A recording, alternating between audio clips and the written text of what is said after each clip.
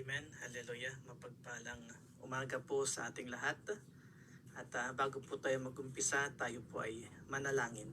Hallelujah, Lord. Hallelujah, Lord. Father, pinapapurihan, pinapasalamatan, at itinataas namin ang inyong ngalan.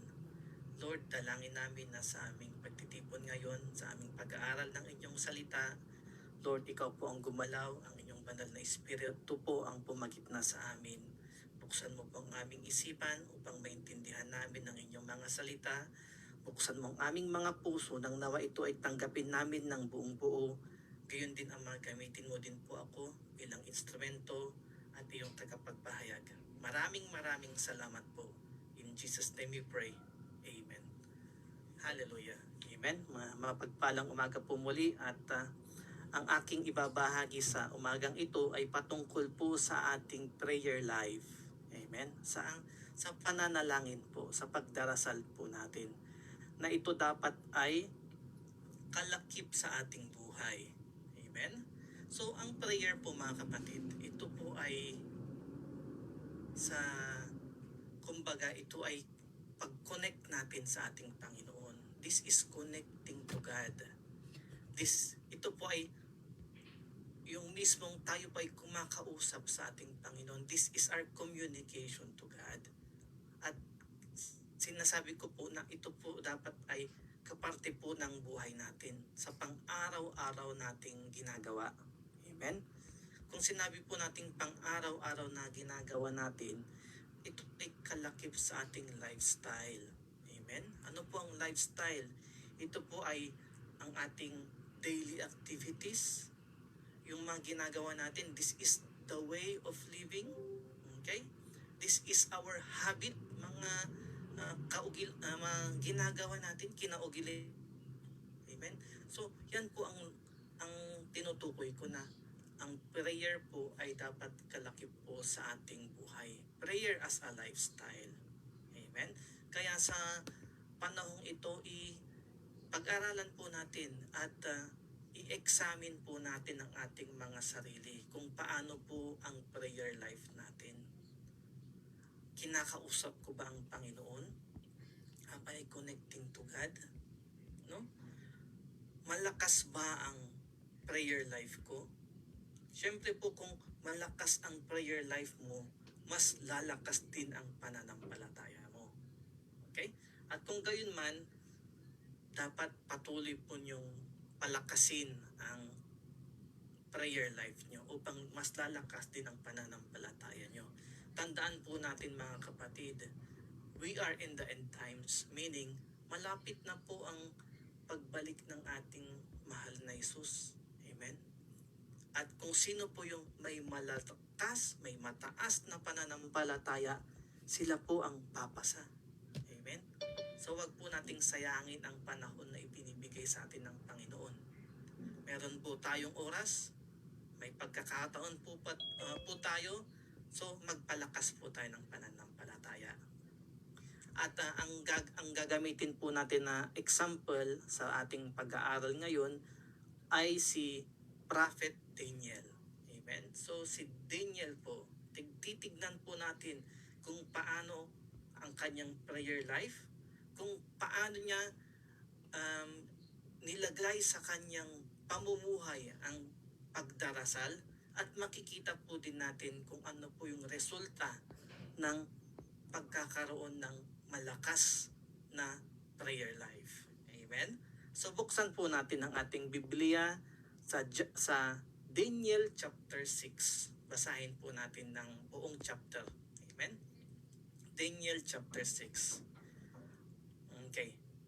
It pleased Darius, si Darius po yung hari sa kaharian ng Babylon. Si Daniel po ay nandoon sa Babylon kasama ang mga Israelites.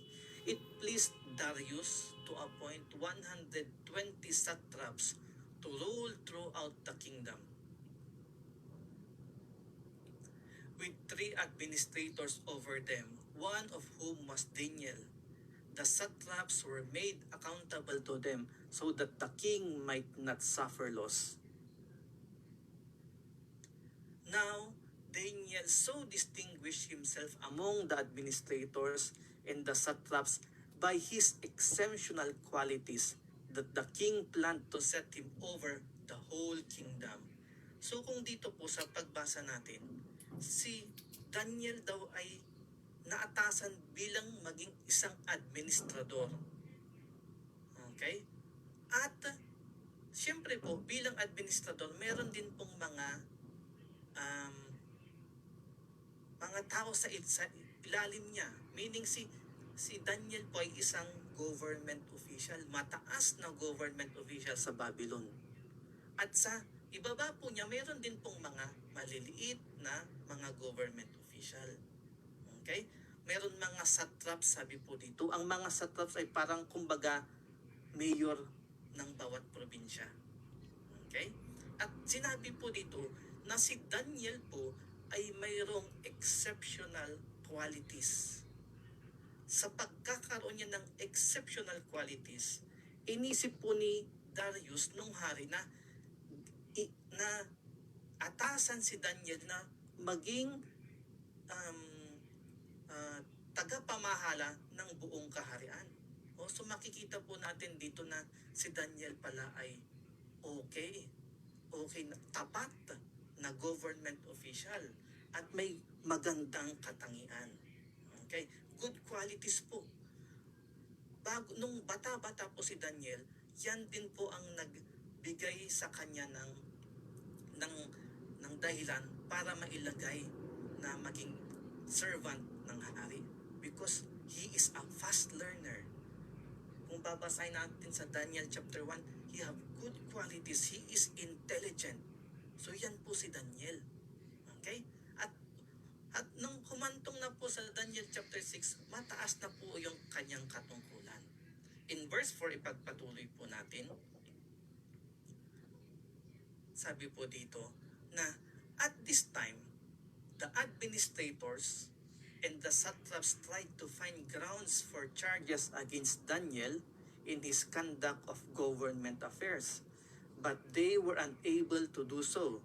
They could not find no corruption in him because he was trustworthy and neither corrupt nor negligent. So, yung mga kasama po niyang administrador, kasama niyang mga satraps, o sabihin nating mayor or governor, gusto nilang pabagsakin si Daniel. Gusto nilang gumawa ng gulo sapagkat naiinggit sila. Sapagkat alam nila na pinagkakatiwalaan siya ng hari. At makikita natin dito na itinukoy po ang katangian ni Daniel. Sabi nila, they could find no corruption in him. Walang corrupt. Hindi po corrupt si Daniel. He was trustworthy, mapagkakatiwalaan.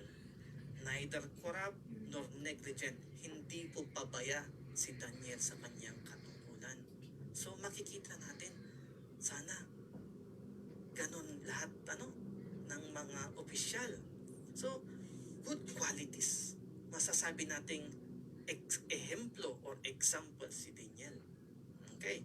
At sa verse 5, basahin po natin, sabi po dito na, finally, these men, yung mga satraps, mga administrator, sabi nila, we will never find any basis of charges against this man, Daniel, unless it has something to do with the law of his God. Sabi po nila na, wala tayong mahanap na masama sa taong ito. Wala tayong mailalagay na mga charges. Okay? Unless ito ay patungkol sa kanyang Panginoon. Okay? So, yung mga kalaban po, itong mga satraps na ito at mga administrator, ang gusto nilang i-target ay ang commitment ni Daniel sa Panginoon. Ganyan po ang demonyo, mga kapatid. Kung ano ang commitment mo sa Panginoon, yan ang tatargetin niya. Kung ikaw ay isang tapat na nananampalataya at ikaw ay mapagbigay, siguro ang tatargetin ng demonyo sa iyo ay yung pera mo para wala kang maibigay. Kung ikaw ay matulungin, ikaw ay servant ng Panginoon na lahat ng energy mo, lahat ng kalakasan mo ay ibinibigay mo sa Panginoon, siguro, ang tatargetin ng kaaway ay ang iyong kalakasan. Bibigyan kanya ng sakit. Ngayon, ang tinatarget po ng kaaway kay Daniel ay ang kanyang prayer life. Alam ng mga ito, ng mga kaaway niya, na si Daniel ay prayerful. So ang gustong tirahin ng kaaway, ng demonyo, ay ang pananalangin, ang pagdarasal ni Daniel. Amen? So ganyan po, kung saan ang commitment mo, alam ng demonyo. Kaya ikaw, kung ikaw ay gusto mong mag-attend ng Bible study, gagawa po ang demonyo ng paraan para hindi ka makapag-attend ng Bible study. Bibigyan kanyang distraction, bibigyan kanya ng mga kaguluhan, problema, etc. para hindi ka maka-attend. Ngunit praise the Lord at nandito po tayo ngayon. Amen? So basahin po natin sa verse 6. Verse 6 to 9. Sabi po dito, so these administrators and satraps went as a group to the king and said, may King Darius live forever. The royal administrators, prefects, satraps, advisors, and governors have all agreed that the king should issue an edict and enforce a decree that no one who prays to any god or human beings during the next 30 days, except to you, your majesty, shall be thrown into the lion's den. Sa 8 po, now, your majesty, issue the decree and put it in writing so that it cannot be altered in accordance with the law of Medes and Persia, which cannot be repealed. Verse 9, so the king put the decree in writing. So itong mga kaaway na ito, pumunta sila kay Darius, kay King Darius. Wais din po sila. At anong ginawa nila? Pinuri nila si Darius. At itinaas si Darius. At sabi nila, Your Majesty, dapat walang mananalangin maliban sa iyo lamang. Or walang sasamba maliban sa iyo lamang. Kung meron man tayong makitang sumasamba sa anumang Diyos o anumang tao, dapat sila ay maitapon sa kulungan ng mga leyon, sabi po nila. For the next 30 days. So meaning, bawal po ang mag-pray for the next 30 days. Bawal magsamba sa Panginoon mo for the next 30 days. Dapat si Darius lang daw ang kanilang sasambahin. So, makikita natin dito, prayer is prohibited. Oh, matinding sitwasyon yun, ha? Prayer is prohibited. Okay. So, ano po ang gagawin mo? What will you do if you have the same situation like Daniel? Yung mga katrabaho mo ayaw na ayaw sa'yo. Gusto kong pabagsakin. People wants to destroy you. And kung ano yung importante sa'yo, ipinagbabawal.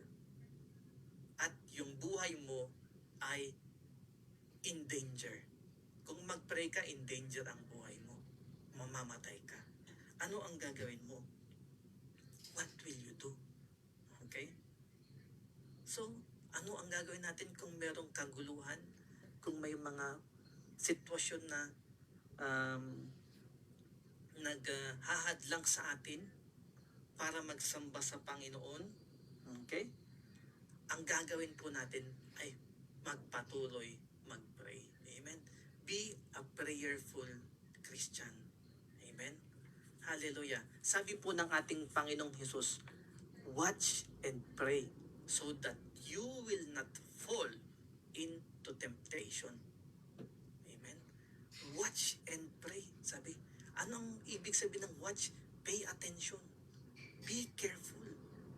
And pray so that you will not fall. Amen? Mag-ingat ka para hindi ka mahulog sa temptasyon ng mga kaaway. Mag-ingat ka sa impluensya ng mundo. Amen? Mag-ingat ka upang ikaw ay maging ligtas. Yan po ang kailangan natin, mga kapatid. Kung ang kaaway ay nagbibigay ng kaguluhan or kung ang mundo ay nagbibigay ng kaguluhan, ngayon po mga kapatid, magulo ang mundo. Sa Middle East po, grabe po ang nangyayari. Bombahan. Kaya po tumatas ang mga bilihin dyan sa Pilipinas. Ganon din po dito. Nararamdaman po natin, maski hindi tayo kasama sa giyera, may epekto po yan sa mundo. Amen? So, be a prayerful Christian. So, anong ginawa ni Daniel nung ganon ang nangyari?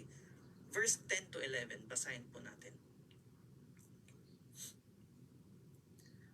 Nung yun ang plano ng kaaway, ang ginawa po ni Daniel ay nagpatuloy pa rin siya. Now Daniel learned that the decree had been published. He went home to his upstairs tomb, where the window opened toward Jerusalem. 3 times a day he got down on his knees and prayed, giving thanks to God, just as he had done before. Verse 11, then these men as a group found Daniel praying and asking God for help. So anong ginawa ni Daniel nung yun ang sitwasyon niya? Pumunta daw siya sa kanyang kwarto. Amen. Punta siya sa kanyang kwarto sa itaas daw. At anong ginawa niya? Nag-pray. Amen. Bakit kaya siya kailangang pumunta sa kwarto niya? Siyempre para magtago. At siyempre po, kung nag-pray po tayo sa lugar na tahimik, mas magiging mataimtim po ang pananalangin natin. Amen? When there is silence, there is peace. You can focus to God. Sabi po ng ating mahal na Jesus, go to your room, shut the door, and pray to your Father who sees you. Amen? Nakikita po tayo ng Panginoon sa ating pananalangin. Kung wala kang sariling kwarto, pumunta ka lang sa gilid. Manalangin ka. Amen? Hindi naman literal na, wala kasi akong kwarto, kaya hindi ko kayang manalangin. Hindi po. Pumunta ka sa gilid, manalangin ka, at nakikita po tayo ng Panginoon. Nakikita po ng Panginoon ang sinseridad ng ating pananalangin. Amen? Ganon din po si Jesus. When He was here on earth, He goes somewhere in isolation. Humihiwalay siya sa kanyang mga apostol, mga disipulo, at mananalangin siya para makausap niya ng mataimtim ang Ama. Ganon din po tayo. Sabi po sa binasa natin, 3 times a day, Daniel goes to his room and prays to the Father. Makita natin 3 times a day. Amen? Hindi ko po sinasabing 3 times a day lang din tayo manalangin. For us, as much as we can, we pray to God. As often as we can, we pray to God. Amen? Kung kailan ka may oras, you pray to God. Ano pa ang gusto kong ipahiwatig dito? Have a dedicated time for the Lord. Dapat mayroon akong oras sa Panginoon. At sabi po doon, he prayed down on his knees. Amen? He kneeled down. Lumuluhod po si Daniel sa kanyang pananalangin. He prayed down on his knees. Makita natin sa chapter 10. No? Prayer on your knees shows your seriousness. Shows your humility. Amen? Shows your devotion to God. Amen? Devoted si Daniel. At ano po sabi diyan? Giving thanks to God. So, he prayed on his knees, giving thanks to God. Amen? Ano po kaya yung prayer ni Daniel? Siguro, kasi sabi, nabasa natin, for the next 30 days, wala daw pwedeng mag-pray. So, hindi natin alam. Ang prayer ni Daniel, Lord, thank you, because today, I am still alive. Then tomorrow again, Lord, thank you, today, I am still alive. Day by day, Daniel is praying, salamat Panginoon, buhay pa ako. Ganon din ang prayer natin. Bawat araw, yan po ay pagpapala ng Panginoon sa atin. Lord, thank you, buhay ako, nandito ako sa Bible study, nag-aaral ako ng inyong mga salita, lumalakas ang aking pananampalataya. Maraming salamat. Pray. So, give thanks to God. Pray in all circumstances. sabi ng salita ng Diyos. Ano man ang kaguluhan, ano man ang sitwasyon mo, may problema ka man, may sakit ka man, okay ka man, or anong sitwasyon, pray in all circumstances. Amen? Hindi po mag-pray lang kung may problema. Pray in all situation. Okay? And he prayed toward Jerusalem. Sabi dito, nabasa natin, he prayed towards Jerusalem. Okay? Tinutukoy po nito, your prayer should have a direction. Anong direction ng prayer natin? To God. Amen? Dapat yun po yung prayer natin. Towards God. Amen? Sapagkat siya lang naman po ang may abilidad. Ang Panginoon lang po ang may abilidad ng lahat. Pwede kang iligtas ng Panginoon. Pwede kang pagalingin ng Panginoon. Pwede niyang ayusin ang buhay mo. Ayusin ang buhay ng pamilya mo. Lahat kaya ng Panginoon. So, pray towards God. Your prayer should be directed to God. Amen? Don't worry. God is omnipresent. Nandyan din siya. Kasama natin ngayon. Amen? Kung ikaw ay mag-pray sa gilid, don't worry. God is omnipresent. Present. Nandyan po siya. Amen? As long as you seek Him. Okay? And of course, nabasa natin kanina, just as He had done before. Mayroon pong word doon na just as He had done before. Meaning, si Daniel pala ay ginagawa yun noon pa, hindi lang nung sitwasyon na yun. Meaning, ang pagdarasal ni Daniel ay kalakip sa kanyang buhay. It is part of his life. Amen? So, makikita natin na, ganun pala ang prayer life ni Daniel. Okay? So, let us be like that. Parang kay Daniel. At nabasa natin, he is asking help from God. Okay? So, God is our refuge. God is our strength. Sabi dun, God is our refuge. God is our strength. And He is always ready to help. My everlasting Lord. So, makikita natin dun na ganon dapat ang pananalangin natin. Amen? Prayer as a lifestyle. Prayer being incorporated in your life. Okay? So, ipagpatuloy po natin. Basahin ulit natin sa verse 12. Okay? Verse 12. Nahuli po si Daniel, in short. They caught him. So, they went, nung nahuli nung mga kaaway, si Daniel na nananalangin, they went to King Darius and spoke to him about his royal decree. Did you not publish a decree that during the next 30 days, no one who prays to any god or human being except you, your majesty, would be thrown into the lion's den? The king answered, the decree stands in accordance to the law of Medes Persia, which cannot be repealed. In short, nagsumbong sila. Yun na yun. Nagsumbong ang mga kaaway. So, ano po ang ginawa? Hinuli po si Daniel. Okay? Ngunit, alam po ng hari na si Daniel ay tapat. Gumawa din po ang hari na si King Darius ng paraan upang hindi maitapon si Daniel sapagkat pinagkatiwalaan niya si Daniel. Nabasa natin kanina, gusto nga siyang gawing pinaka-leader ng bansa sa nasusunod sa hari. Ngunit wala pong nagawang hari. Okay. Kaya po si Daniel ay itinapon sa kulungan ng leyon. So basahin po natin dito sa verse 16. Puntan po natin ang verse 16. So the king gave the order, and they brought Daniel and threw him into the lion's den. And the king said to Daniel, may your God, whom you serve, continually rescue you. Okay? In verse 17,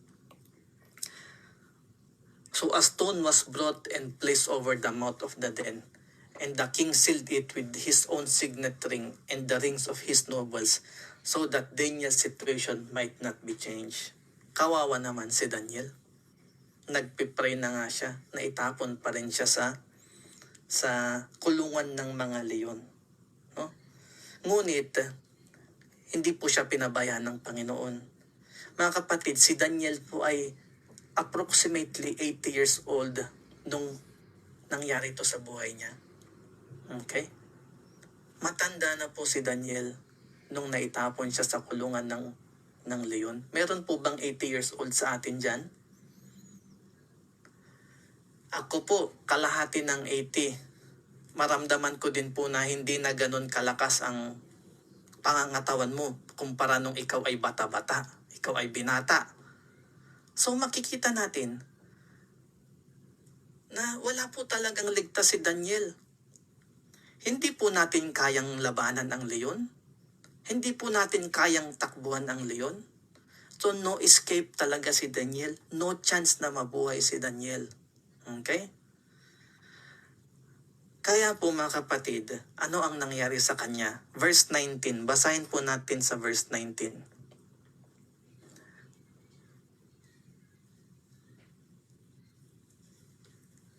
Nung naitapon si Daniel sa kulungan at sinara ng mabuti, meron pong bato na nilagay sa kabukanan ng kulungan para walang makatakas. Ang nangyari po, at the first light of dawn, the king got up and hurried to the lion's den. Concerned si King Darius, kaya gusto niyang makita agad si Daniel. Okay? Kaya pinuntahan niya agad. Verse 20. Sabi po dito, when he came near to den, he called to Daniel in an anguished voice, Daniel, servant of the living God, has your God whom you serve continually been able to rescue you from the lions? 21. Daniel answered, may the king live forever. 22. Ayan. My God sent his angel and he shut the mouths of the lion. They have not hurt me because I was found innocent in his sight, nor I have ever done any wrong before you, your majesty. Okay? So makikita natin dito na nung pinuntahan ni Darius si Daniel, nandyan ka ba? Buhay ka pa ba? Tinulungan ka ba ng iyong Panginoon? At sumagot po si Daniel, buhay pa ako, King Darius. Yung Panginoon ko, nagpadala ng anghel. Anong ginawa ng anghel? He shut the mouth of the lions so they cannot hurt him. Oh, ganun pala kalakas si Daniel kay Lord, na nagpadala ng anghel ang Panginoon upang tulungan si Daniel. Amen? So kung ganyan din ang prayer life mo, ganyan ka-close kay Lord, tutulungan ka ni Lord. Amen? Maski siguradong kapahamakan ang sitwasyon mo, kung tapat ka sa Panginoon, walang imposible. Tutulungan ka ng Panginoon. Kaya mga kapatid, yung mga sitwasyon nyo ngayon, kayang-kayang baliktarin ng Panginoon. Maging tapat po tayo sa Kanya. Pwede kayong iligtas ng Panginoon. Hindi man sa panahon ngayon, ngunit ang kaluluwa mo, ililigtas ng Panginoon kung magpatuloy kang tapat sa Kanya. Amen? Tandaan po natin, ang buhay natin sa mundo ay kapiranggot lamang sa plano ng Panginoon. Ang plano ng Panginoon sa atin ay walang hanggang buhay. At dito sa mundo, napakilit lang po ng buhay natin. Kaya i-prioritize po natin ang buhay na walang hanggan. Papaano manalig ka sa Panginoon? Manampalataya tayo. Palakasin natin ang prayer life natin. Magtiwala tayo sa Panginoon, kagaya ni Daniel. Amen? So ano po ang nangyari? Si Daniel po ay kinuha sa kulungan ng leon. Wala naman talagang magagawa ang leon. Hindi na po pinabayaan si Daniel. At ang nangyari po, the king was overjoyed. At nalaman niya na ito ay isang kaguluhan lamang na ginawa ng mga ibang administrator sa traps para pabagsakin si Daniel. At anong ginawa? Yung mga nagpapabagsak kay Daniel, sila po ay itinapon sa kulungan ng leon. Amen? At nung tinapon po, tapos na. baliktad po ang nangyari. Kung sino po yung kaaway, yung may masamang intensyon, yung may mga masamang loob, sila po yung naparusahan. Amen.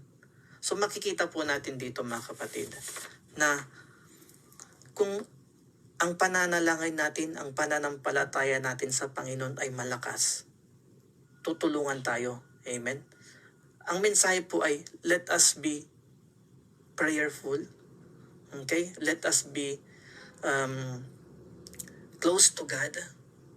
In James 5 verse 16, sabi po dito, James 5:16, the prayer of a righteous man is powerful and effective. Ulitin ko, the prayer of a righteous man is powerful and effective. Amen? James 5:16.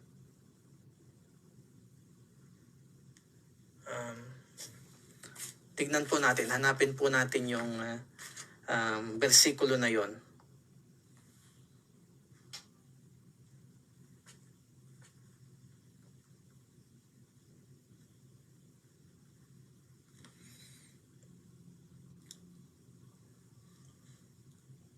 Yan po, yan, tama nga pala.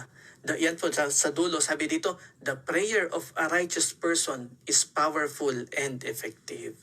Amen? Hallelujah. So, ganyan po tayo mga kapatid. Para po effective at maging malakas ang pananalangan natin, maging tapat po tayo sa Panginoon. Inuulit ko po, watch and pray. Amen? Malapit na po ang pagbalik ng ating Panginoon. I-maintain po natin ang ating pananampalataya. Be ready po. No? So yan po ang ating mensahe sa umagang ito. Let's continue to be prayerful. Let us focus our life to God, just like Daniel. And to God be the glory. Tayo po ay manalangin. Hallelujah, Lord. Father, we praise you. Pinapapurihan, pinapasalamatan at sinasamba ka namin. Lord, maraming salamat sa mga salita mong pinag-aralan namin. Maraming salamat po sa buhay ni Daniel na inyong ginamit upang maging ehemplo bilang isang tapat na nananampalataya, O Lord. At Lord, dalangin namin na kung paano po siya nanalangin, kung paano po kalakas ang kanyang pananampalataya, ganun din po sana ang gawin mo sa amin, O Father God. Lord, patuloy po kaming nagtitiwala sa inyo, patuloy po naming idinudulog ang buhay namin sa inyo. Kung ano man po ang mga sitwasyon namin ngayon, kung ano man po ang mga problema namin, tulungan mo din po kami, O Father God. Lord, palakasin mo ang pananampalataya ng bawat isa at bigyan mo po kami, O Father God, ng gabay. Maraming salamat. In Jesus' name we pray. Amen. God bless po.